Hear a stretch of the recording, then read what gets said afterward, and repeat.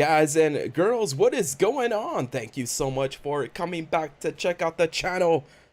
This is our Saturday night game talk. We have a really cool special guest tonight with us, guys, and I want to say thank you so much for being here. Let me give you guys a shout out. We got the mod crew in the house. Let me say what's up to you guys really quick here. We got Parajess. What is going on, Parajess? Hope your night's going good. And we got Alejandro Bautista and Barizo. What's going on, guys? Thank you so much for being here. I also gotta say what's up to Jesse Harrison. Hope your night's going good, bro. I see that you told us in the chat that your wife is making a dinner.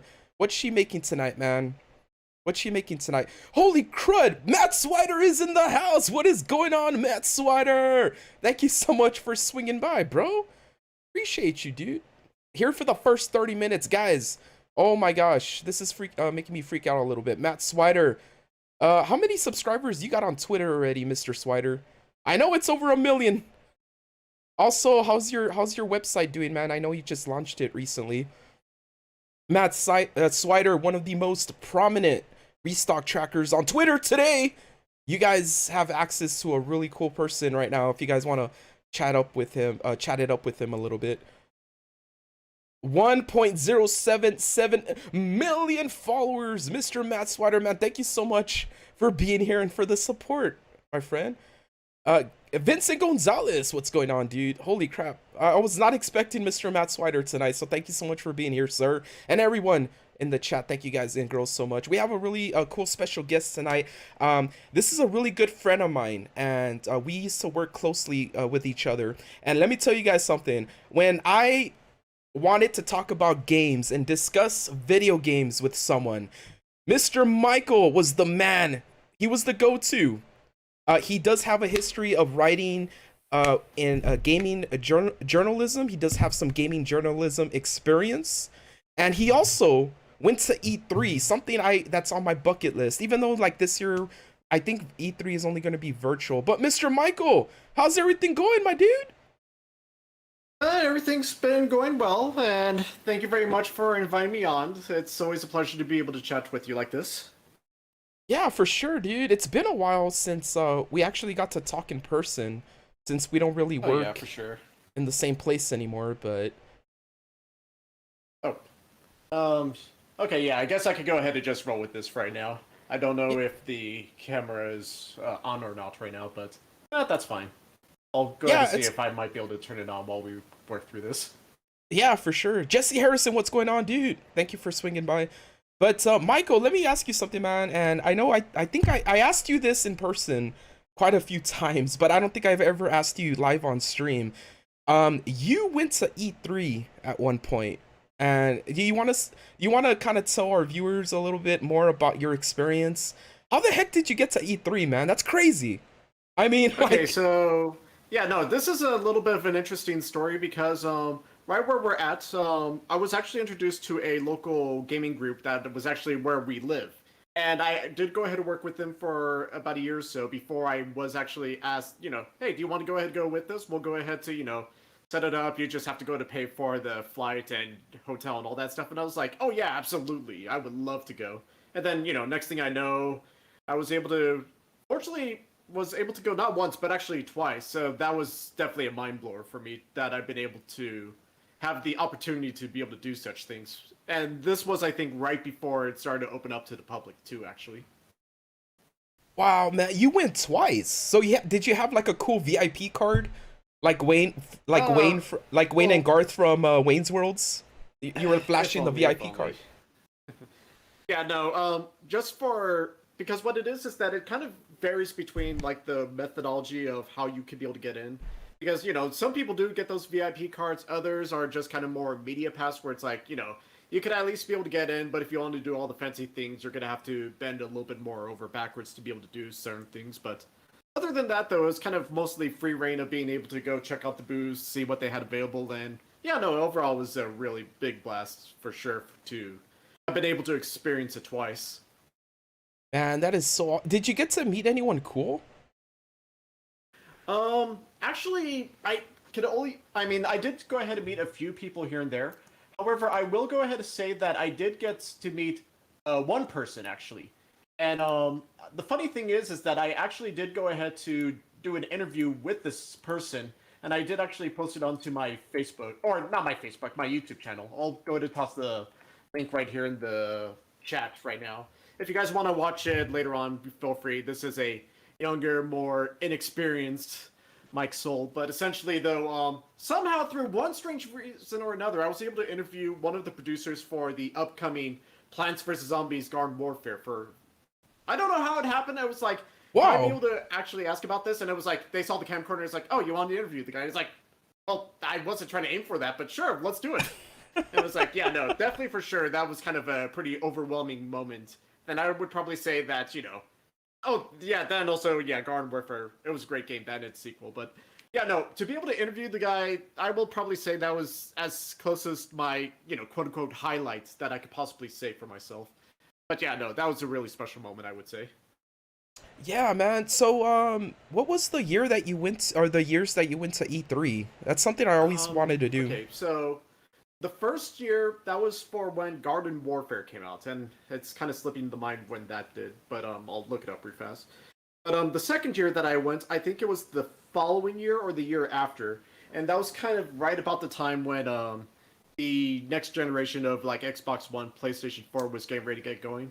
And I remember that they did the prevalent Sunset Overdrive, that they had the crazy bus all decked out, and then next thing you know, it's like to be able to go ahead to experience the game firsthand, and that was I mean, yeah, the game could have been a bit bumpy here and there depending on how you played it, but it was a lot of fun as well to be able to check that out. But, Yeah, 2014, that's what it was. 2014, that was 1 year. And then Man. Sunset Overdrive, I think, was the following year, I want to say. Nice. That's all. Sunset Overdrive. Yeah, and that eventually came to PlayStation, but it wasn't exclusive Oh, back in the okay, yeah, when, 2013, 2014, that's what it was. yeah, when you said Sunset Overdrive, I automatically thought of the year that the Xbox One came out, and I remember, yeah, in 2013 it released, and then the following year we got Sunset Overdrive. I never finished that game. Did you ever finish it, man? No, I did finish it. It was, I mean, it gets a bit tricky after a while, but once you start picking up on like how you're supposed to, or shoot, move around, and do all the crazy stuff, it can actually be a lot of fun. And it's kind of a shame that it kind of got slept on, unfortunately, but hopefully more people will check it out in due time. Oh man, Matt Swider. I'm still kind of shocked. I mean, like he's always been a big supporter of mine. But the thing is, like, I'm literally nobody on Twitter, and so it's awesome that a prominent journalist like Matt Swider decided to just kind of take me under his wing, and it's been such a crazy ride. Matt Swider, Killer Cam 1020, a Stock Tracker, Jake Randall. These guys were like the most amazing people. They are the most amazing people, and I'm still shocked that they are like wanting to kind of like swing by and check out the chat. But Matt Swider saying that his website is going good. Glad to have left my other job and be my own boss. Man, I think that's everyone's dream, to just one day become your own boss. I mean, Michael, do you ever feel like that, man? Do you ever feel like you could just like be your own boss? We work for the same entity, by the way, so Yeah, I mean, I'm gonna go ahead and not say it out loud unless if Matt's okay with it. yeah, We that's try cool, to keep man. ourselves as secluded as possible. But yeah, no, I mean, I would say that for the most part, I'm kind of in that position to where it's like, if I have to work solo, I don't mind working solo. But if I don't have to work with others, I got no problem with that too. I enjoy the company of others, and I feel like that I can only be as successful as I can be off the kindness of others, honestly. Kind of like what's happening right now with you having me on to talk about games right now, Matt. Yeah, man, for sure, dude. You're like one of the most awesome people I've ever met. And I'm so Yeah, you give me fortunate too to have. much credit. No, no, no, no. Like, I'm being serious, man. Like, I was very fortunate to come across you because, like I said, it's really hard with me. I have social anxiety, and I've been open about that with everyone here. And so when Para Jess in the chat says that she's not cool with like crowds, I totally understand that. And that fact alone, it was hard for me, you know, as I got older in life, it was hard for me to find connections with other people, with other fellow gamers that had the same passion as me. But Michael, you're one of those people, man. And guys, the name that you see right now on your screen, MAS8705, that is Michael's Twitter account. So if you guys want to drop him a follow, he is a really, man, I'm telling you, man, he's very knowledgeable about gaming. So it's an honor to have him on here with us tonight. But other than that, and if anything else, I want to say that, to say it's like the thing for social anxiety, honestly, that's something that we could all say. Like, hell, if I was able to do what you were doing right now, to go ahead and do these streams constantly, I would be more than happy to be able to do that too. I need to work up that courage like you did, honestly. Yeah, man. I mean, I just we're if you awkward ever together, you and I. Yeah, we are. We're the awkward duo for sure. But like that's like it's cool, man. And that's something I learned since I started streaming on Facebook Live in the summer of 2020. I learned that I think a lot of people out there feel like us. Like we think of ourselves as like socially awkward, but in reality there's a lot of people out there that just don't feel comfortable talking about it.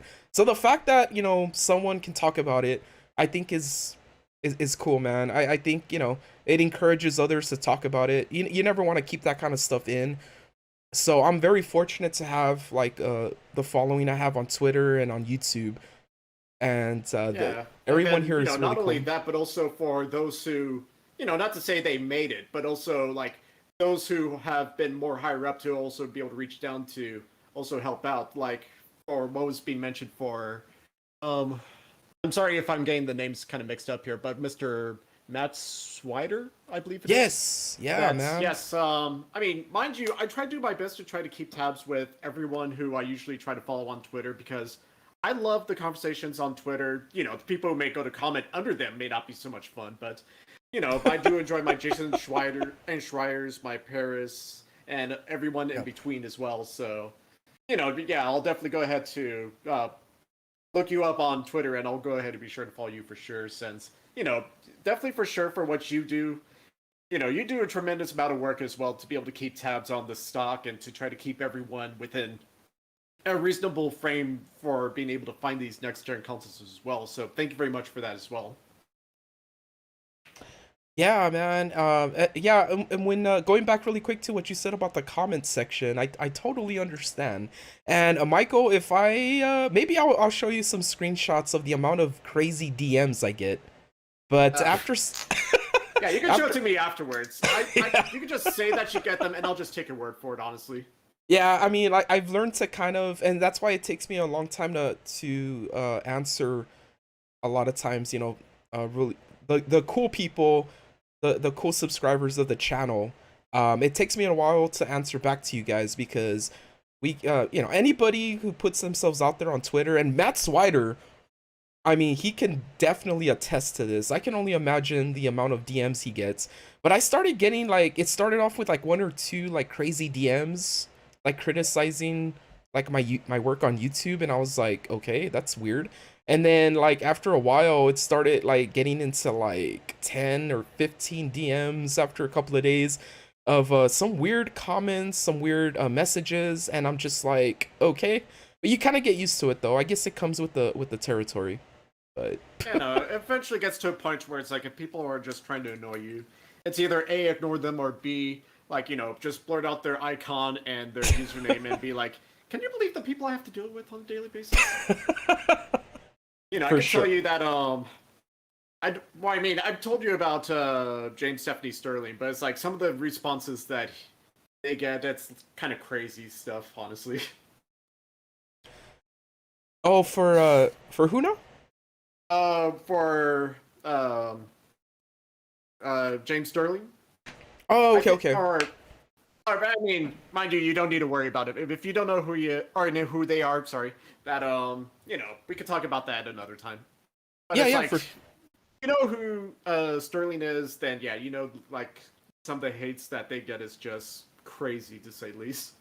Yeah, and like to a certain extent, like, I mean, like me personally, I can only speak for myself. I made the decision to be really transparent with everyone. So if I'm putting my life out there, then I'm sure I was expecting like troll DMs, but yeah, I guess you're never really prepared for it until you start getting them. But it was weird. But Yeah. doctor's office, thank you for being here, man. Jesse Harrison says social anxiety is real. 18 years at my job has helped me, but we all have our struggles still. For sure, Jesse. Yeah, I think each and every one of us have like our own struggles. A lot of us don't talk about it, and I totally understand it. So, but always feel comfortable to reach out to someone you trust. You know, it always helps to talk to people that you trust. You know, always good to talk about it. But Michael, For sure. we had a little bit of news this week, right? I mean, it might have been Yeah, just a little bit of news. it might have been just a little, not that big. Do you think it was big, Michael? We know now, and everyone in the chat knows by now. News that Microsoft, happened previously. yes. And so, what I need to ask you, man, what was your reaction when you? So I woke up at 6 in the morning to this. It was like an update on Twitter. It was on Facebook, but I read the title and I was like half asleep when I read the article's title. Microsoft buys Activision Blizzard, and then I was just like, with my eyes half awake, I was like, what? Yeah, no, honestly, I was kind of in the same boat because, the fun thing about working early mornings is that when you go ahead and wake up, you get showered, you're trying to, get yourself ready so you can get out the door and start getting ready for work. And yeah, I'm in the shower, getting cleaned up, and then while I'm scrolling through the news to see, like, okay, let's see what's happening, it's like, Microsoft buys Activision. Wait, what? And it's like, the next thing you realize, it's like, all of a sudden, it's like, you're trying to look up, wait, what's going on here? Am I reading that right? And then next thing I know, I go through Twitter and it's like, everyone is having the exact same meltdown of, what the hell just happened here? 68.7 million. Some people are rounding it up to 70 billion as if that extra billion doesn't matter. Some people are just saying 69 billion and saying nice. But it's like, either way though, it's like, what the hell? And it's like, it happened so early in the morning too. That's the thing that gets me on this, because usually for these kinds of things, it would be maybe like sometime in the morning, like maybe 9 o'clock or 10 o'clock. But it feels like this dropped like at 4 or 5 or something.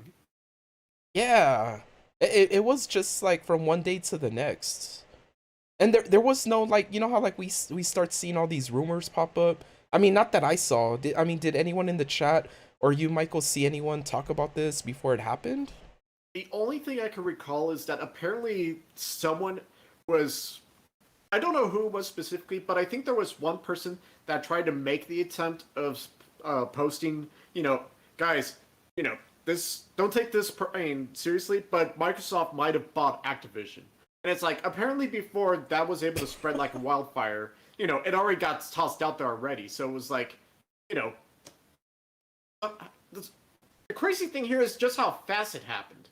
Because usually in these kinds of situations, like either A, it leaked, or B, it may just happen later on in the day. But this was kind of like a drive-by purchase of sorts, or a drive-by acquisition, where no one even had the chance to say, what the hell? And Jesse Harrison is right there with us. He said, right, the shock of that news. Is it good, bad? We don't know. Could it be anything? Yeah, well, yeah, we're going to cover that here in a moment. Don't worry. Yeah, for sure. I think I missed a question earlier. Oh, Doctor's Office says, do you guys think if Sony does fully backwards compatible PS1 to PS5 games, like an update, or if they make that update soon, will they make if they will make us buy all games online? Oh, so yeah, he's asking about the backwards compatibility situation. That's hard to say, honestly. Yeah. Because honestly, it's nothing against Sony, mind you, that, just to get this all out of the way right now, because console wars are stupid and anyone who tries to conduct them are just perpetuating madness itself. But essentially, the way that how Sony has set up the PlayStation, they haven't necessarily taken backwards compatibility all into mind, honestly. For Microsoft, it's easy because one could haphazardly make an argument that the Xbox is nothing more than a glorified PC of sorts, but ever since the PlayStation 4, they haven't necessarily taken, PlayStation 1, 2, or 3 in mind. Or at least 3 at first, but then later on, not so much. But later on, though, for the PlayStation 5, I feel like they didn't necessarily go too far into wanting to try to get the backwards compatibility going, outside of just mainly just the PlayStation 4 to be able to, allow you to, of course, play those games. But then beyond that, if you have the discs, cool deal, and good job on owning history of Sony. But beyond that, though, yeah, no, if they somehow enable it, I feel like it's all going to be digital. That even if you have the disc, they're probably going to expect you to buy another one anyway. And that's like, yeah, and I'm there with you on that feeling because the thing is, we have to look back at when the PS5 launched. I don't think this was really thought about when Sony launched their system. I think, if you guys in the chat disagree, you can let me know. But I think Sony kind of like patched in this update when they realized that people were interested in Xbox's support of backwards compatibility. I feel like it was like an afterthought. Like out of nowhere. Yeah, out of it's been nowhere hard we to heard. say because for the most part, that again, when they went ahead to launch the Series X, Series S, they did have that, or I should say Series X. There, you can't do backwards compatibility with Series S for obvious reasons, but they did it with the idea in mind of trying to go back to the previous generations and to be able to go ahead and do that. And for Sony, you could go ahead and say that maybe PlayStation Now did have something to that degree, but nothing that was going to go ahead to match what Microsoft enabled. So, if they do it later on to where it's like, oh yeah, you can totally do it now, then, cool deal and all that. But, needless to say, the PlayStation 5 was not created with backwards compatibility in mind, or at least in the sense of going as far as the literal first generation of over 10, 20 years ago.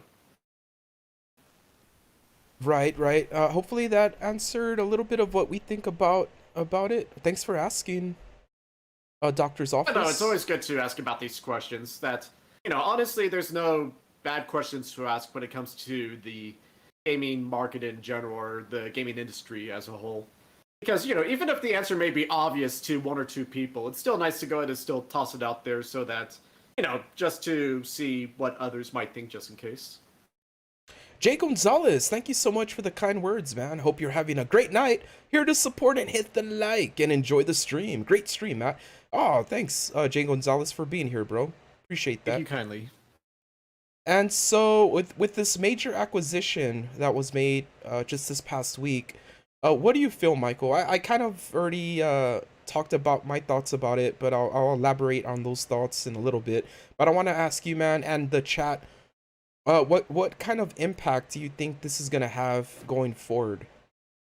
Well, needless to say, the biggest issue about everything that has happened is that we are literally in the uncharted waters right now.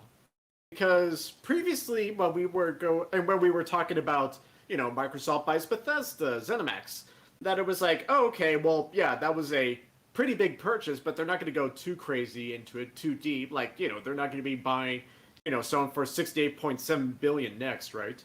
But then next thing you know, this happens.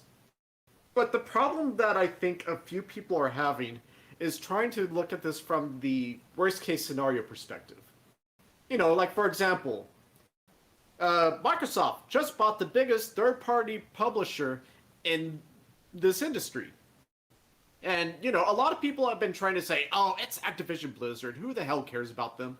And it's like, I could go ahead to share that same response in a degree of, previous thoughts of certain individuals who run the company and how certain games feel like that they're not really being as creative as they used to be because of yearly releases. I would go as far as to say that the last Call of Duty game I played was, I think, Modern Warfare 4, all the way back on the 360, because I was just kind of, by that point, I was starting to see that it's starting to become the exact same game year after year. However, Right. though, here's the fun thing to go ahead and ask yourself. Matt, can you go ahead and guess what the top 2 games of 2021 were by sales? Go ahead and guess. Of 2021? Yes, this last year. I'm gonna say Metroid Dread and Halo Infinite. Nice guesses, but that's not right. What does the chat Top think? two games. Oh yeah, go ahead, chat. If you want to go ahead and answer, go for it. Because just to elaborate here, I did go ahead and look this up because I was kind of curious. Because if Activision is being seen as the top publisher, there has to be a reason behind this, right? Among Us, that's a fair guess. But yeah, no, because with everything that's happening, you would think that other companies like your EAs, your Ubisofts, your Capcom, Square Enix, whatever you want to say, if you were to go to buy out those companies, they would probably be a pretty high value too. Which, of course, if they're in the billions, that goes without saying. But they're not in the high billions like we see with Activision. But okay, so here's the thing. Because I did look this up, and I think it was through the MPD. And apparently, according to the... I'm sorry, oh wait, can I take one more guess? What was It Takes Two in there? Actually, that's a good question. Jesse Harrison says Among Us. Jesse's is guessing Among Us. Hey, stop! What's going on? Stop! Stop says I'm here for one video game dudes singing. Well, you're in luck. Singing. What happened? And I'm gonna give you a little bit of singing right now. More to come. Better than I could do, that's for sure.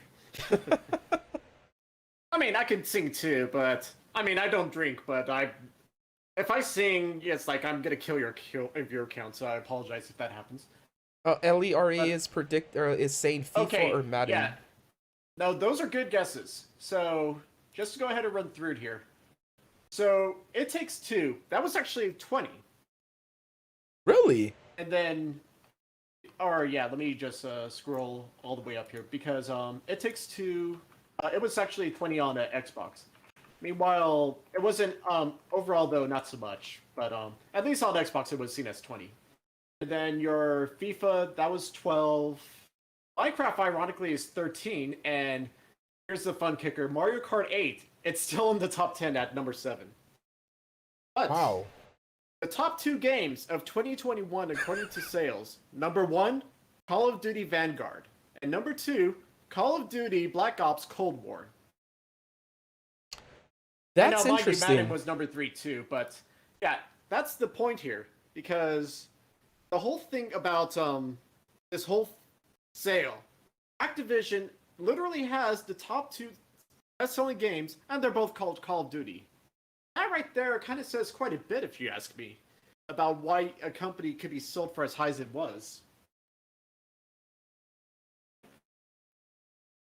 So, that's surprising to me, man. It kind of surprises me that people aren't tired of like the yearly installments of Call of Duty.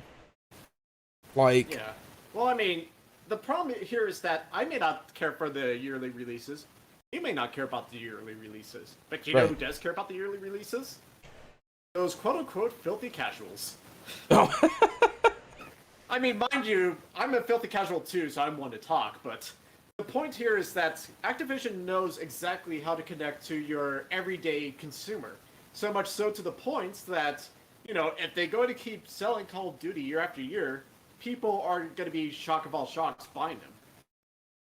And, the problem here is that they're kind of more aiming towards those people rather than for the actual fans, the people who actually devote their time into these games. And that's just kind of the reason why that we see situations like what happened with Vanguard, where all of a sudden it feels like the games are just lacking in the overall execution as opposed to how they were in previous years or prior years.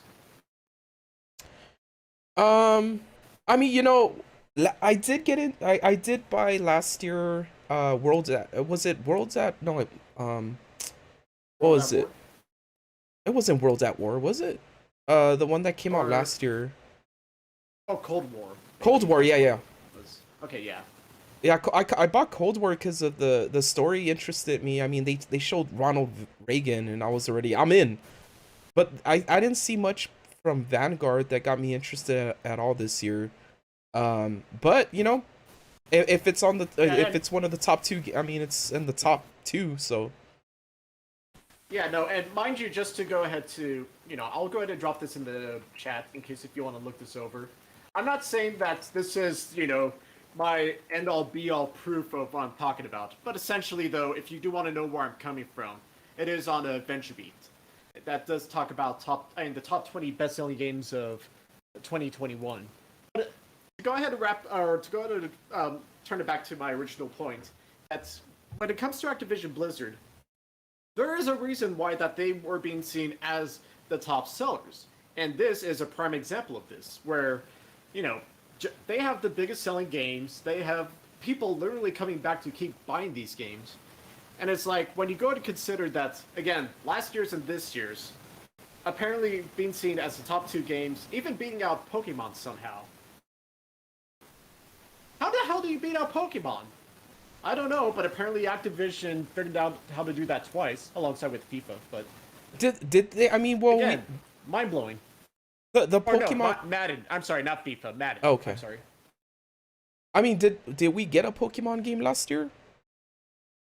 Shining Diamond and Brilliant. Oh no, yeah. Brilliant Pearl and Shining Diamond. Damn, they beat out Pearl and Diamond. That's crazy, man. Yeah, so that came out, and it's gonna be fun to see what's gonna happen this year, because I feel like Arceus is gonna be something special, hopefully. Oh yeah, are you gonna get it? Ironically enough, this is probably gonna be the first Pokemon I'm actually gonna be buying and playing, actually for legit reasons this time. Because I think that the last one I played was X and Y, but that was only because it came with the 3DS that I got. And before that, I honestly forgot the last time I played Pokemon. The main series Pokemon. Yeah, I'm definitely. Who in the chat's gonna get the? It comes out next Friday. Pokemon Arceus. I'm definitely gonna jump on that. Open world Pokemon. I'm calling it Grand Theft Pokemon. That's what I'm calling it, guys. I mean, come on. Yeah, no.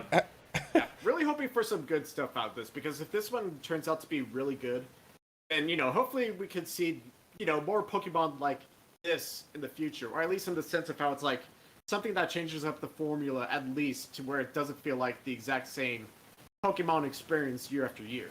Or not year after year, each generation after generation. That's what I meant to say. A doctor's office says it beat out Pokemon because people are more toxic than ever. I can't argue against that, unfortunately. And Ellie also raises up a good point too. Well, Call of Duty is multi-platform and Pokemon is Nintendo only, so that helps Activision. That's true. However, at that same point, though, I would go ahead to... Well, I don't want to argue the point, but I would go ahead to say that considering the circumstances behind what's currently being discussed around Call of Duty and PlayStation, that it kind of makes me wonder how much of that actually did contribute to the, overall sales of the platform, as opposed to just, Sony only, so to speak. Because unfortunately, we don't have sales numbers being shown. That's not going to be shown for a while, but this is kind of like the upcoming, or the thing that I showed was just kind of more for just the showcase of estimations of physical sales overall. It does take digital sales into account. And then, of course, at that same point, we don't know how much anything sells until we get the financial report from companies. I guess around March, I want to say. I think it's around March. I think that's when the financial year wraps up for the industry, I think. But, we'll find out for sure. But, yeah, it's definitely something else to discuss as well right now. Yeah, and then, I'm sorry, go ahead. I'm talking too much. No, you're good, man. This is actually a really good discussion that we're having here. Jay Gonzalez says Vanguard released in November and was at the top. JB, what's going on, JB? Happy Saturday, my friend. And also, that's the interesting thing for sure, Gonzalez, for Vanguard releasing so soon, or not so soon, so late into the year, and being seen as a literal top seller for sure. Yeah, it's like, that shows the power and the selling power that Activision has under their belts, essentially. You may not care about the game, I know I don't, but apparently a whole lot of other people do. I need to ask you guys, Michael and chat, there's another factor we kind of have to look at, because I'm very curious. How before Gamepass was a thing, it was easy to see game sales getting reported, right? But are they? I mean, can they even factor in like? I'm sure that once a game becomes available on Game Pass, they have Microsoft has a contract with that developer, and that developer gets like a certain amount of money from how many people download the game, I guess. Or the thing is, like we have to consider Game Pass. I mean, how many people saw a game like It Takes Two on Game Pass and was like, oh, well, I'm not gonna buy it. I'm just gonna like play it like on Game Pass. Do you think that might have a factor on game sales, or are they factoring in that at all, like in these game sales that get reported? Well, that's a very interesting question, honestly, because you would think that if a game is on Game Pass, that would mean that there would be fewer sales. But ironically enough, if you actually look a bit deeper into the rabbit hole, it's actually kind of funny how it seems to work in an opposite direction to that sometimes. Mind you, it kind of depends on the game that we're looking at. Because, just for a quick thing, what is Game Pass? Game Pass is Netflix. What is Netflix? It's basically what Blockbuster used to be before Blockbuster went KO'd. But essentially, though, the whole thing for Blockbuster was that not everyone could go ahead and be able to toss out their 50, 60, 70, 80, however much games cost back in the day. They couldn't buy all the games they want to, but they could only, they would want to rent games.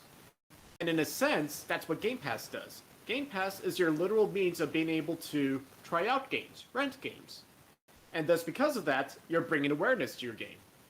And thus, if you go ahead and bring awareness to the games, if people love the game so much, believe it or not, they'll actually consider buying the game. And mind you, Game Pass has a thing too where it's like, if there's a game on Game Pass that you want to get, you could be able to get it at like 10% off of its full price or whatever. So it's like, that's already a fun little incentive for you to buy the game. But if you go ahead and look up a game called Descenders, because I remember reading about this a while back ago. Descenders is kind of like a game for, bike riding down the hill, I think it is. Thus, Descenders, riding down or whatever. The creator or the group behind that game actually did come out to talk about that game and how it was on Game Pass. And they were actually asked, has Game Pass hurt the sales of your game? And they actually came out to say that it actually increased our sales fivefold. Wow. Where it's like, suddenly, it's like, because the thing is that you have a game out there, but if no one sees what your game is, they're not going to play it. And thus they're going to skip over it. But, Right. It turns out people downloaded Descenders, they loved Descenders, and they bought Descenders. And thus, all of a sudden, mind you, how much the cost is for it is to go to put games onto the Game Pass, and then Microsoft does like whatever from there. But apparently, the sales just kickstarted essentially because of that. So, cool deal there for them. But not to say that all games are like Descenders, where their games on Game Pass, they suddenly go ahead and get all kinds of money somehow. But it does show that Game Pass actually has this weird system in place to where it's like, yeah, people actually do buy this and buy these things. Turns out that if you give them the chance to play it, they may actually want to go ahead and buy it. So yeah, amazing. That's a very good point, man, and that actually coincides with what the topic we're talking about right now. What the impacts of this acquisition Microsoft made this week. I mean, how crazy would it be, and how pro- uh, probable do you see in the future? Let's say Overwatch 2. How probable do you see Overwatch 2 becoming like a Game Pass, or like an Xbox exclusive, and then we see the launch on Game Pass? Because we know we're gonna get into what Phil Spencer tweeted out, but he did not mention anything about other franchises other than Call of Duty. I mean, guys in the chat, could you imagine a world where Overwatch 2 is Xbox exclusive? What do you think the probability of that is, Michael? That is something that I've actually been contemplating ever since I heard the news that Microsoft bought Activision, ironically enough. Yeah. Because the thing here is that a lot of people are currently under the impression that, it's not to say that bridges were burned.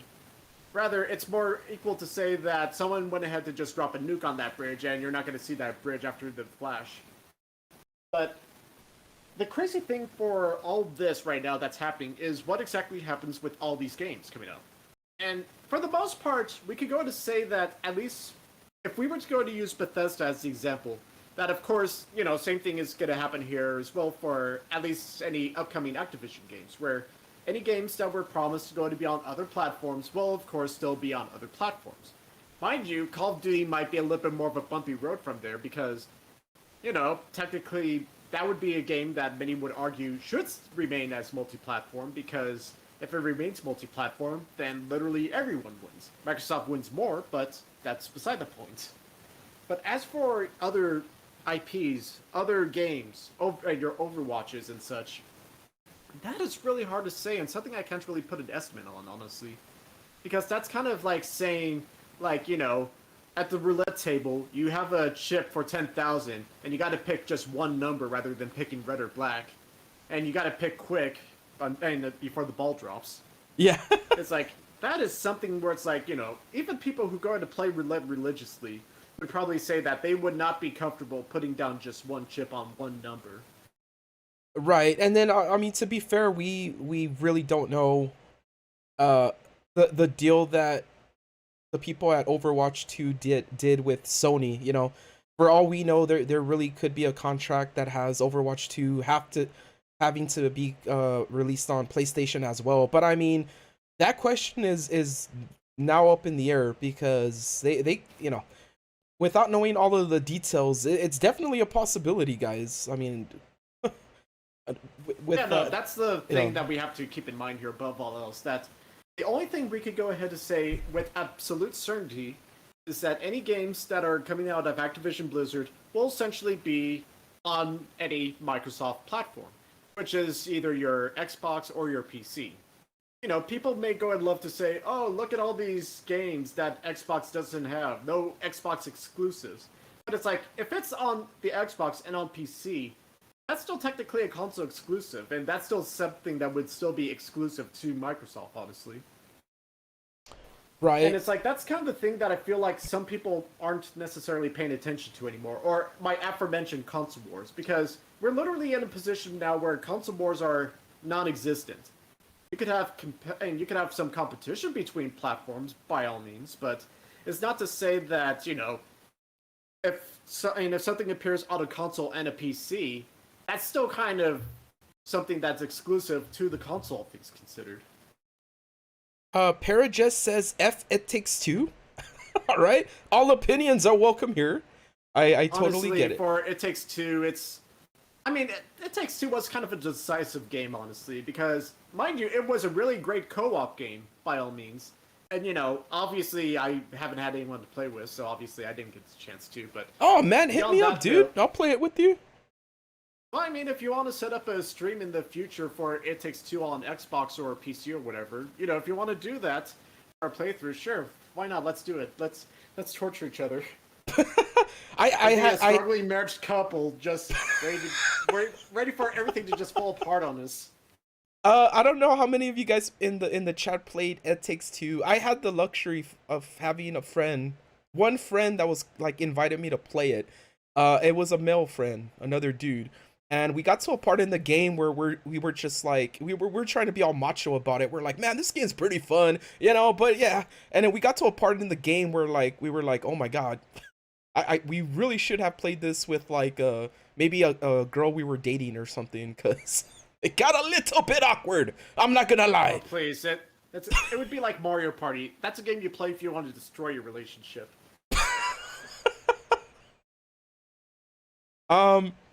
Yeah, like Stop said, It Takes Two is fun with a girlfriend. Yeah, that's that's actually like a girlfriend to me is pretty rare right now. Like even rarer than one of those Pokemon cards that everyone's after.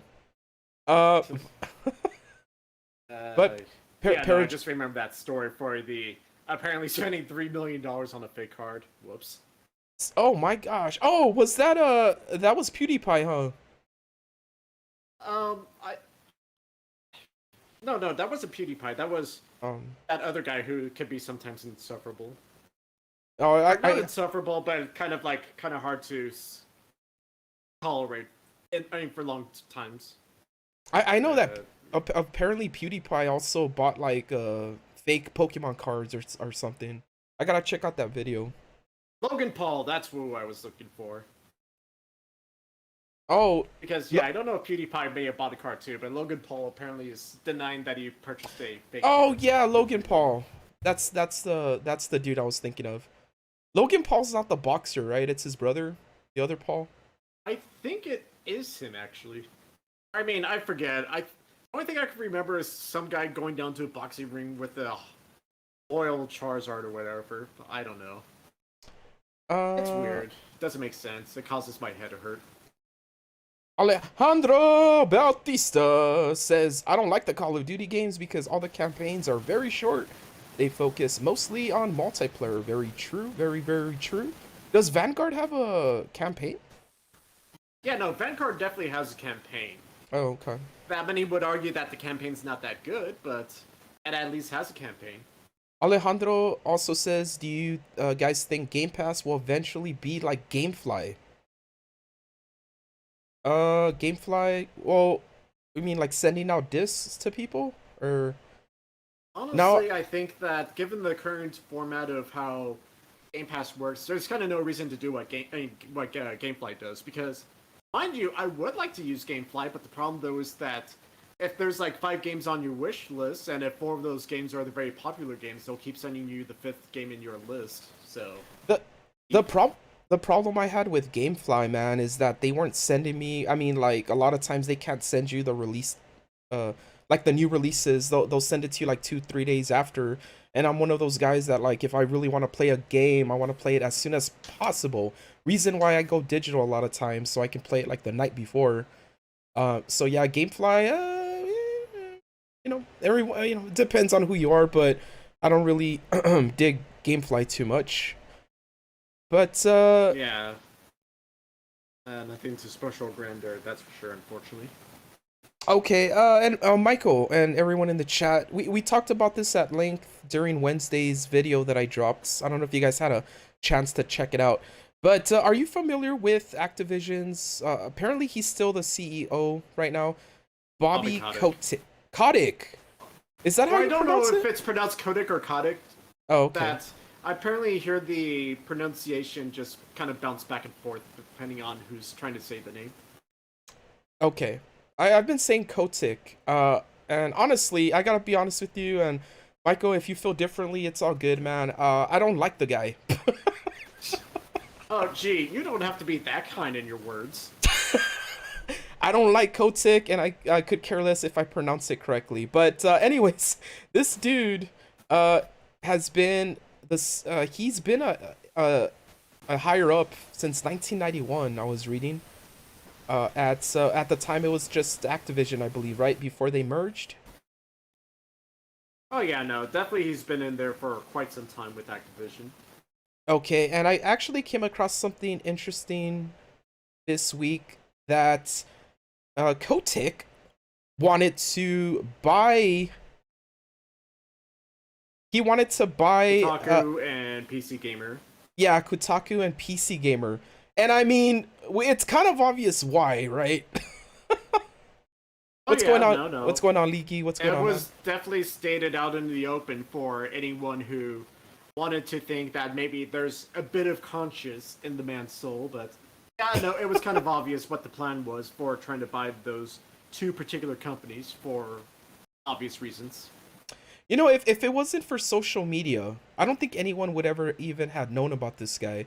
But what are your thoughts about the fact that it's looking more and more probable that Phil Spencer is gonna take over for the head of? He's gonna oust Kotick from Activision Blizzard.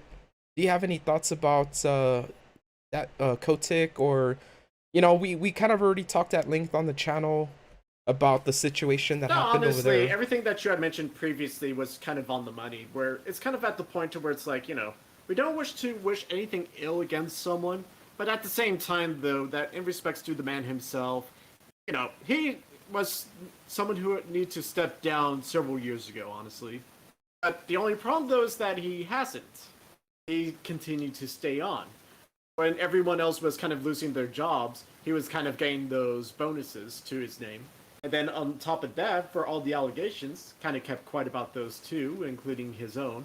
and how it feels like that with all these miscellaneous firings, all these miscellaneous dismissals, and anything else you want to say that could also be miscellaneous, that it feels like that the only person who he has yet to actually deal with is the guy who looks at him when he stares into a mirror. But then again, who knows if Bobby Kotick can be able to see his reflection. Some people would argue that that's probably the reason why he has no mirrors in his house. But that's only a wild assumption. No one can deny or confirm this. He's gonna show up as like a villain in the next Castlevania game. Yes, he's the kind of person where if you go to say his name 3 times in a mirror, he will appear behind you and... You know what? Forget it. I lost the joke halfway through. I abandoned joke. But anyway. But the problem here with Kotick, though, is that above anything else, he's the kind of person who, he does know how to run a business, by all means. No one is going to deny that. If you're someone who's been in the business for 30 years, running Activision Blizzard and making it into the biggest company out there for third-party publishers, by all means, he must be doing something right. But then at the same time, though, that doesn't mean that, these years as of late have not been something that's been very questionable by all means. And the problem here is that he should have been dismissed by now. But the problem, though, is that, when you are the kind of person who can only be dismissed by the people who you have in your back pocket, that kind of says a few things of what's going to happen to him. Even though that you could have all these protesters outside protesting, telling him to stand down already. And the problem here is that, unfortunately, the only way he's going to leave is after he gets shoved out of the plane by Microsoft with his golden parachute. He's gonna be like, I've played enough Warzone to survive this. Yeah, no, it's literally the situation where it's like, I'm going to literally take my millions, and I'm going to peace out. Yeah, I mean... And it's like, it's unfortunately at the point now where everyone, does this suck from the perspective of everyone watching this? Of course it does. If you literally ask anyone about what should have happened, it is the aforementioned should have been dismissed immediately. But instead, it's literally that he's going to bide his time until the purchase or the acquisition goes through, and then after that happens, he's going to peace out. And it's like, yeah, the Joker's going to fly away in his blimp or whatever, but it's like, because we're kind of at the point where it's like, fine, take off, just never come back and don't come in within like 50 feet of us ever again, please. And yeah, so, and that's supposed to happen, I know Phil Spencer said within the fiscal year, Xbox's fiscal year, which ends on June, I believe, of next year. So, but it's looking like it might go through from what I've read by January of 2023. That's the estimated time because, of course, deals like these, especially as big as this, it is definitely going to take time, and it's probably not going to happen before June 2022. Thus, the estimation of June 2023 is pretty much on the dot. Right. Give or take, of course, but, we'll see what happens. Guys and girls, thank you so much for the 17 likes. Much, much appreciated. I'm here with Mr. Michael, a good friend of mine, really highly informed about the game industry, so I'm happy to have him here. And thank you guys so much for being here. In case you haven't noticed, down below is scrolling how to win 100 buckaroos. And if you're like me, I love free money, you guys are going to want to enter to win that. And how to enter is in the description to this very stream. So thank you so much for being here, guys and girls. We need to get into Phil Spencer's tweet. Mr. Michael, are you down to jump into that real quick? Yes, of course, let's do it. Okay, Phil Spencer tweeting out, had good calls this week with the leaders at Sony. I confirmed our intent to honor all existing agreements upon acquisition of Activision Blizzard and our desire to keep Call of Duty on PlayStation. Sony is an important part of our industry and we value our relationship. What did you take from that tweet? Honestly, it's a bit hard to say because, mind you, I want to look at this from the perspective of, Phil has the best intentions in mind. That in this industry where it feels like that a lot of miscellaneous higher-ups could be, well, like Bobby Kotick in some unfortunate circumstance, that it's hard to find these good people in the industry anymore. You know, not everyone can be your Miyamoto's, Sakurai's, Iwata's, or whatever. But technically speaking, for the most part, people do trust Phil Spencer to go ahead to, play fair, to go ahead to do the right thing. And at least up to this point, with what he's done ever since he's taken over Xbox and everything he's done up to this point, no one would argue against that, or at least I would hope not. As for this deal with Sony, or what's happening with Sony, this is something where it's like, one part, he is being the nice guy here, but another part that a lot of people feel like that you need to read between the lines, because somewhere in there it says, yes, we're gonna meet our obligations. Blank, blank, blank, for now. Blank, blank, blank. But beyond that, though, it's really hard to say what exactly the plan is, because, yeah, not Activision, Call of Duty is obviously, as we have mentioned many times before, is the top-selling game. As such that, if Sony, or actually, yeah, let me go on a slight tangent here. You saw that Sony lost like 20 billion when the announcement came up, right, Matt? I have stock in Sony and Microsoft, and I definitely saw that. Yeah.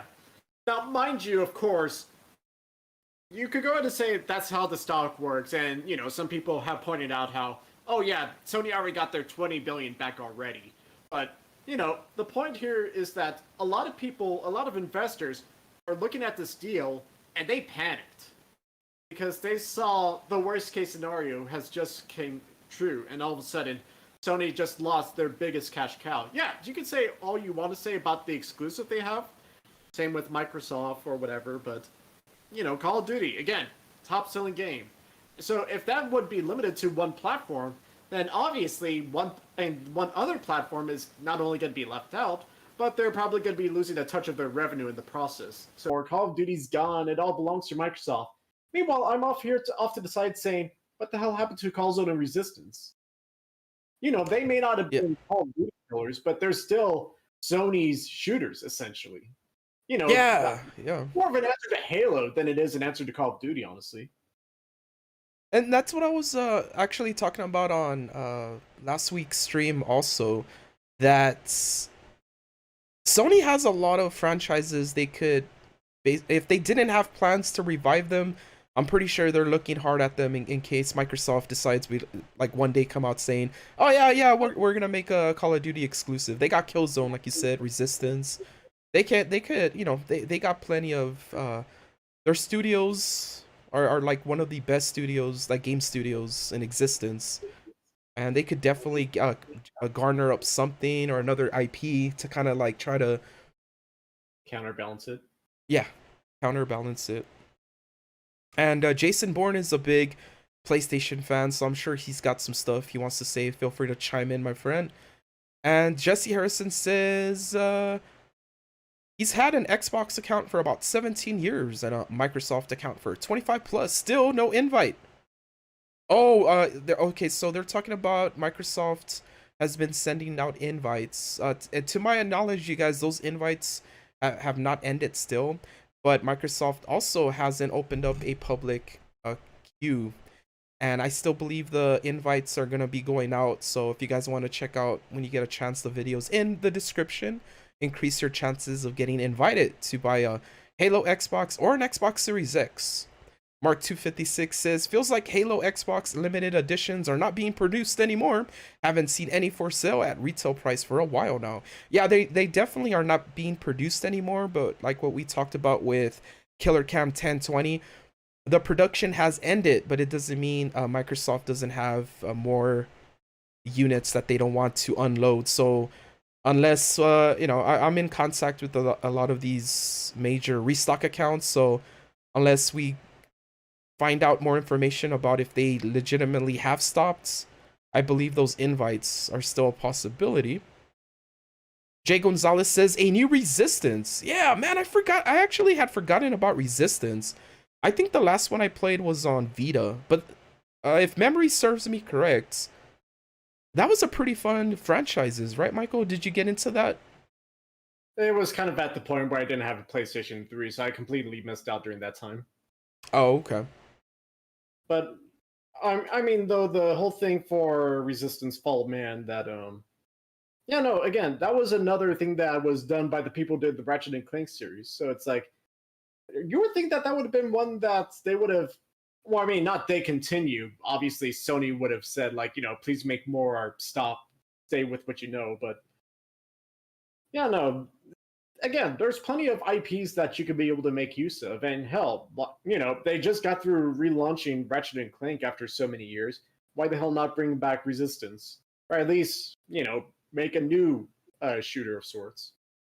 That or otherwise, they're probably too busy with their Spider-Mans and their Wolverines right now.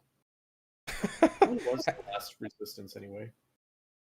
2011. Yeah, over 10 years ago. That's what it is. Was that the one on Vita? No, Vita Um, came out. Vita had, I believe, their own Resistance at one point.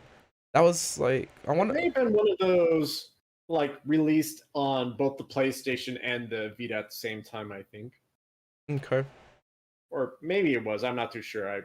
It's like I said, it's been over 10 years, so hard to say. Um, man, Ratchet and Clank was one of my favorite games to play last year. Did you get a chance to beat it, Michael? Yeah, no, that was one of the couple of games on PlayStation I did go ahead and play and enjoy. No. Definitely enjoyed getting a platinum on that one. Yeah. What man? Yeah, that was a fun time. I definitely enjoyed it, and I think it was a. Oh, this is the big question, Michael, and I need to ask everyone in chat. Which Mm-hmm. of these two games do you think are the most graphically impressive? If you had to choose between Ratchet and Clank and Demon Souls. The problem is that Demon Souls does look good for what it is, but it kind of feels like you don't get that many examples out of what Demon Souls could be able to do. Like how many things happen in Ratchet and Clank into the Nexus. So I would probably say probably the latter. I would say for Ratchet and Clank. Yeah, there was times in that game where it's like they so much stuff was happening at once that it I really enjoyed and a lot of times I don't want to pay too much to how good a game looks, but it was hard not to acknowledge how amazing that game looked, man. Oh, needless to say, that was your example of your next generation game right there, and it did exactly what Yes. you need to do. Leagy says, I've got an Xbox account for over 20 years. Come on, Microsoft. Leagy, I hear you, bro. Hopefully you get that invite though, man. Jesse says, as Best popular as do the for the whole thing is just to keep at it. That eventually you'll be able to get in sooner or later. That the biggest thing is to just never stop trying to get in. Essentially, if you want to get that system. definitely. JCAD98, what's going on, man? Hope your night's going good. Thank you for spending a little bit of your evening with us here. Leaky says, I've never played either, so I can't say. Speaking of Demon Souls, Michael, are you a fan of Demon Souls? Anyone in the chat? Are you guys fans of Demon Souls? Sekiro? It's a touch complicated. I do try them from time to time, but I find myself too intimidated after an hour or two of playing. Those games will definitely test you. Yeah. And many a Yeah, no, times I was left crying and clenching my PS5 controller harder than I normally would clench it. But I think you might know where I'm going with this, right? go for it. Elden Ring, man, Elden Ring, the Xbox exclusive coming out uh, January 20, no, February 28th. Am I wrong on saying the date for that? Not too sure. Honestly, I'm not gonna even bother to pretend like I know, so I'm just gonna look that up pretty fast. Yeah, for sure. I think it was January 28th. Well, Google failed me. Apparently, it said it came out 2 months ago on November the 12th. No, definitely February denied. 25th, apparently. So Okay, we're about February a month 20. out from Elden Ring. You know that Google search might have brought up the there was a beta that was released. Yeah, no, it was a while back ago. And yeah, no, I've seen a few people play the Elden Ring demo, and yeah, no, that one definitely did look really nice. So definitely something to look forward to, I'm sure, once we get the full game coming out here next month. So this is basically it's open world Dark Souls. That's how I've been looking at it. Is that a Yeah. fair way to describe No, it? that's a very fair assumption. That, for the most part, for your Souls games, they are usually kind of more kept within certain boundaries of sorts, where it feels not necessarily as open as you would hope that it would be. But Elden Ring definitely seems like a much more yeah, I didn't want to say open yet again, but yeah, no, definitely a lot more open in comparison to other Souls like that we've seen throughout the years. Um, are you gonna buy it? I may wait a little bit on it. Chances are, though, that once we get to this time next month, I may go ahead and still just decide to pull the trigger and get it anyway. But right now, that I'm kind of weighing my options right now on it. But I'm sure, though, that there's plenty to enjoy if you are a fan of the Souls games. Yes, for sure, man. So we got uh Elden Ring coming out in February. I've been hearing a lot of rumors, and you guys in the chat can let us know what you've been hearing or what you know. There's been a lot of rumors with that Elder Scrolls could become exclusive at some point. How do you feel about that? Do you see it becoming exclusive with them owning Bethesda? I want to say that's probably like somewhere between 70 and 80%, honestly. Because Yeah. it does seem like that with what they did with Starfield to go ahead to confirm that as your Xbox exclusive game, that feels like that if they really wanted to, that's something that's very likely going to happen. Because, where else would you be able to get Elder Scrolls? PC? And then it's like, oh yeah, you technically could go ahead and get on the PC Game Pass. There you go. But yeah, I would probably say that Elder Scrolls 6, whenever we do see that, maybe next year, maybe even this year, for all we know, because Starfield's going to be coming out at the end of this year. Maybe they may have that teaser for Elder Scrolls ready to go, but kind of hard to say. They really did showcase that one a bit too early. Yeah, they did. Starfields is looking pretty fun, man. Especially for fans, I think, of Mass Effects. I want to Yeah, say.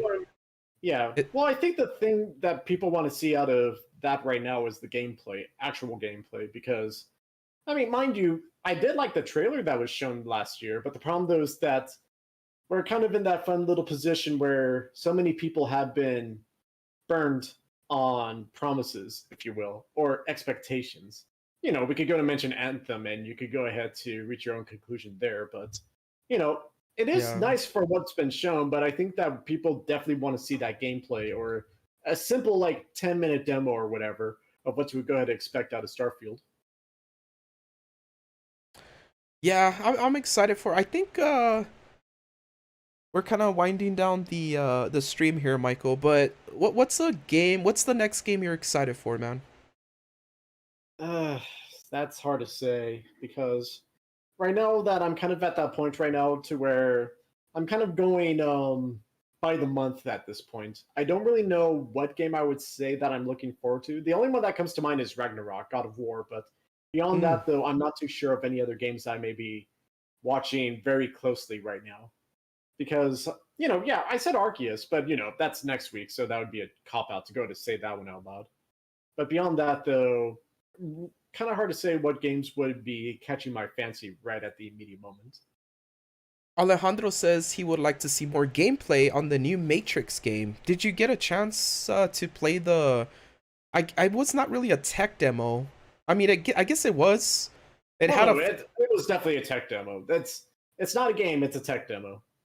yeah. But I mean, mind you, it does look very nice. I think that my TV's not set up to go ahead to be viewing it in the way that it was intended. But yeah, no, it was glorious Unreal Engine 5 demo for Matrix. So yeah, that looked nice. But beyond that, though, will we see a Matrix game in the future? I don't know.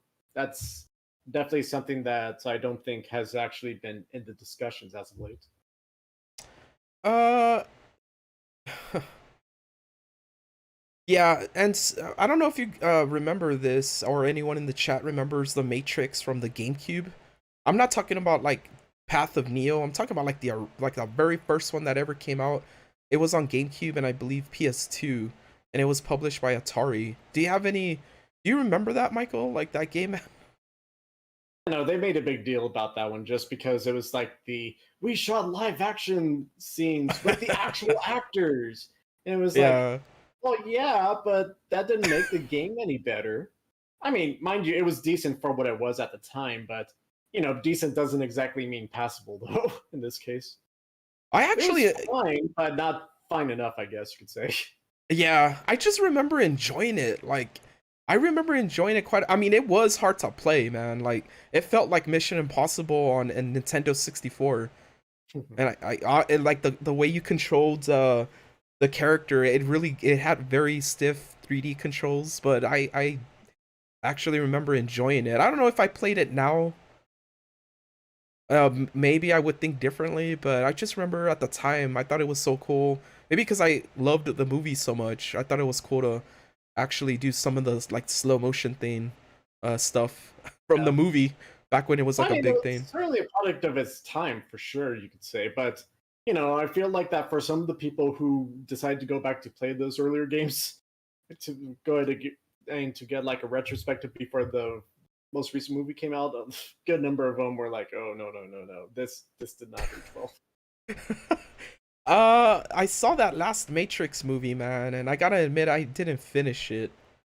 But Yeah, did you watch it? yeah. No, I was gonna wait for the reviews, and for what I heard, it's like, and some people enjoyed the first third, but then once you go ahead and get into the next part of the movie, it's like, oh, it's that Matrix that we're going into. Okay, I'm gonna Oh go now. man.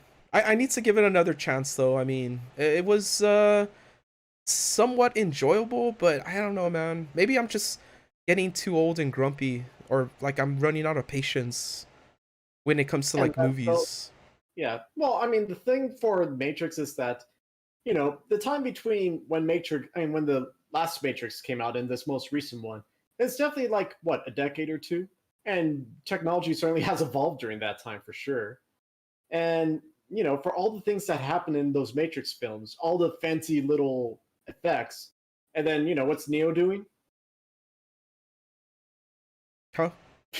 Just hold your hand up to the camera, and things will happen for you magically. And don't worry Oh, about flying. That got over, but oh well. uh, Jason Bourne, you don't have a Halo Xbox. Why are you lying? Jason Bourne, I think it just comes to like piss off people in the chat, but he means well, I think. Anyways, guys, Uh, thank you. yeah. Michael, man, I gotta say, guys, we had a stream planned with Stock Tracker, but he couldn't make it tonight, and so I really do appreciate Michael for coming in. Very knowledgeable on the games industry. Like I said, I miss working with the guy. I miss working with you, man. I don't know if Yeah, no, same here. The times that we spent to go ahead and just do whatever, those were fun times. hell yeah. I miss just randomly like going up to Michael in the morning and be like, "Hey man." And I would say the most random game. One time I went up and I just asked him, "Hey man, have you played Banjo-Kazooie Nuts and Bolts?" And he was like, "What?"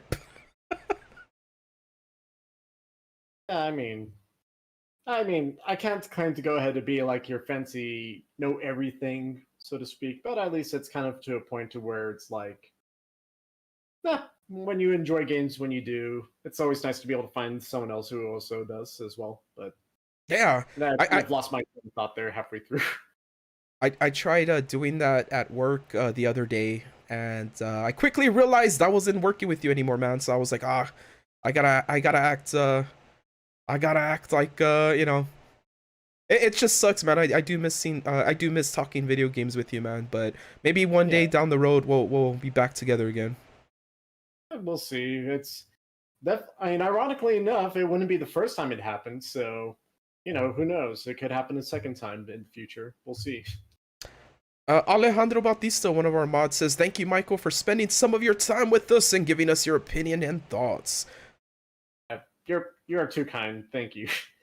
Yeah, no, trust me. I feel like that's like I said before at the start. You give me way too much credit. If anything else, I was getting ready to go and say thank you for letting me be your silver medal. Oh man. Yeah, and then thanks for coming on last minute. I think I contacted you like an hour before and Michael was like, "I'm down. Mark me down. I Let's know, talk I'm some always happy to games." help out whenever. That, as you can tell, my layout isn't exactly 100% figured out. I still need to figure out how to set up my fancy lights to go ahead and not be whatever in the better set up right now. But other than that, I think everything else has been pretty good.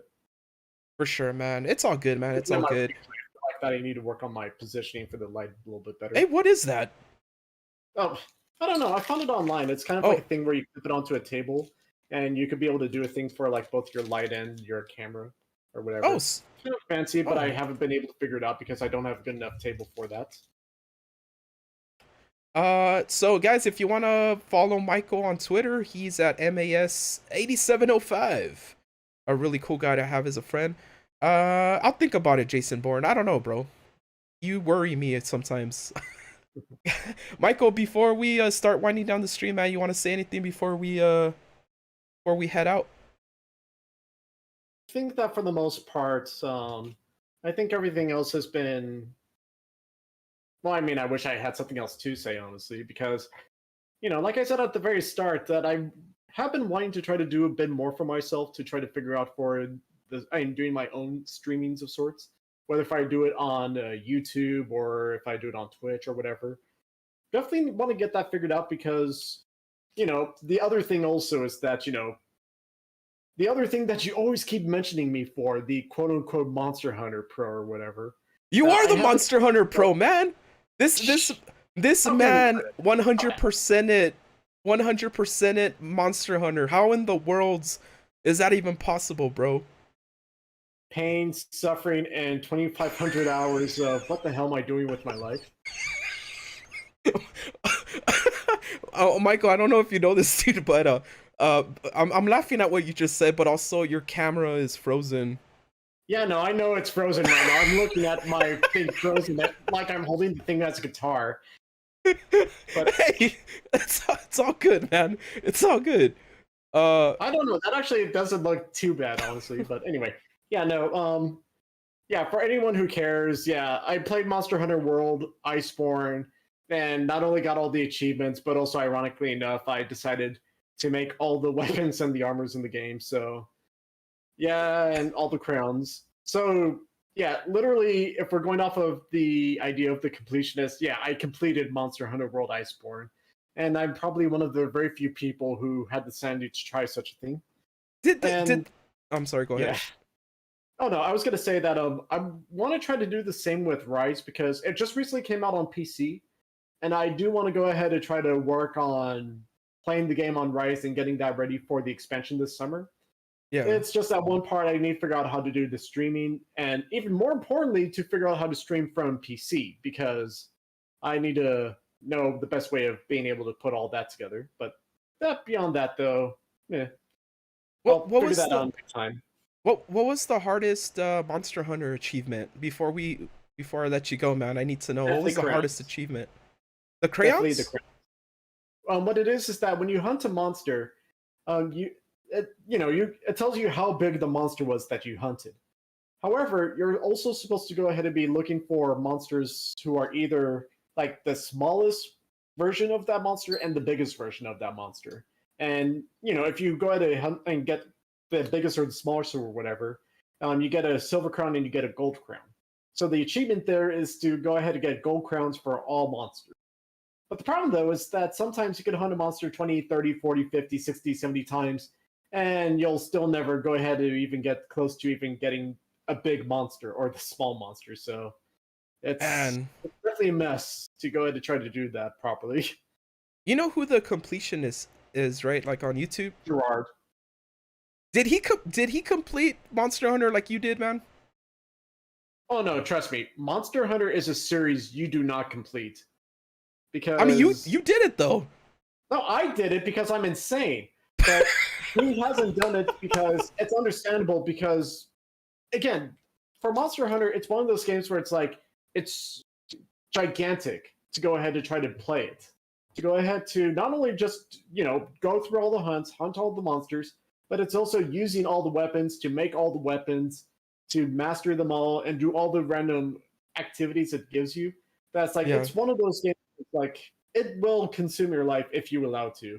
And it's a good kind of consumption. Oh, hell yeah, man. Or at least it's good for me. I enjoy it. And, obviously, for people who play Monster Hunter, if you play Monster Hunter, you know what I'm talking about. But as far as the completion goes, not so much. You should do you ever like think of uploading your clips like to Twitter? From time to time, I've been wanting to do more of it.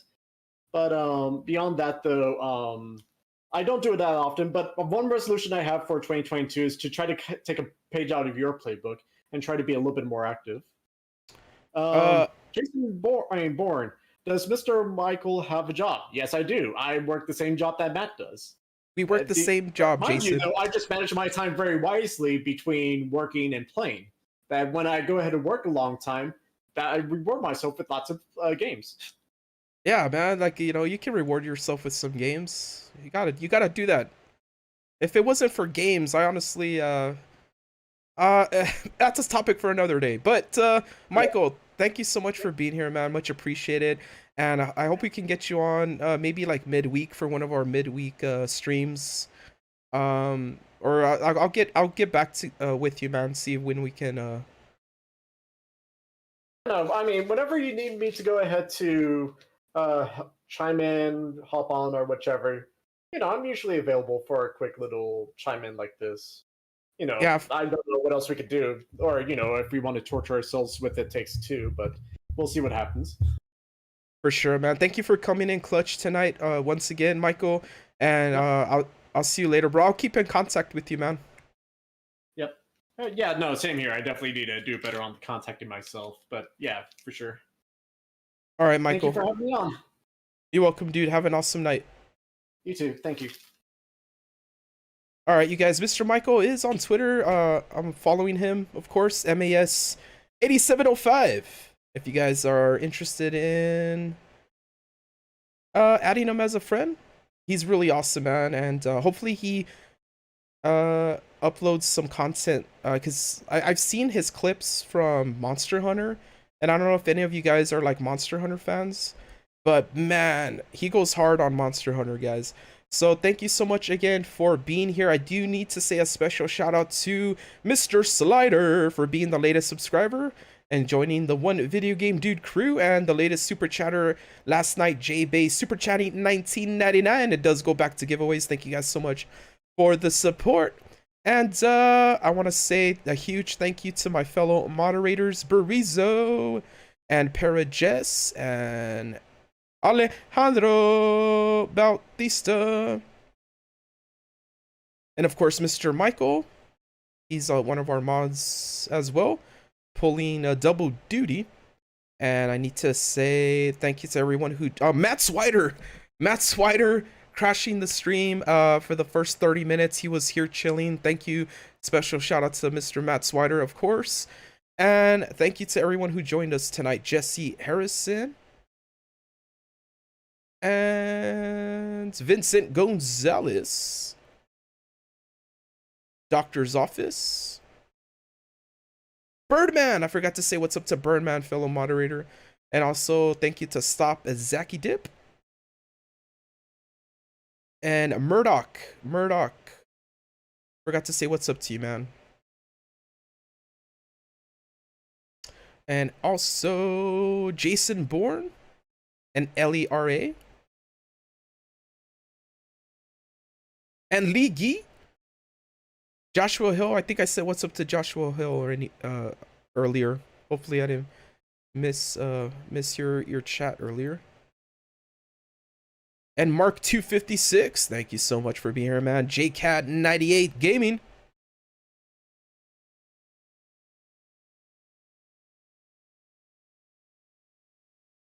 Thank you guys. Thank you so much for the support. Love you all. I hope you have an awesome night, and we'll see you Monday for our Nintendo stream, guys and girls. And until we see you next time, stay safe, stay awesome. You're cool. Guys, we're gonna see you later, man. Yeah.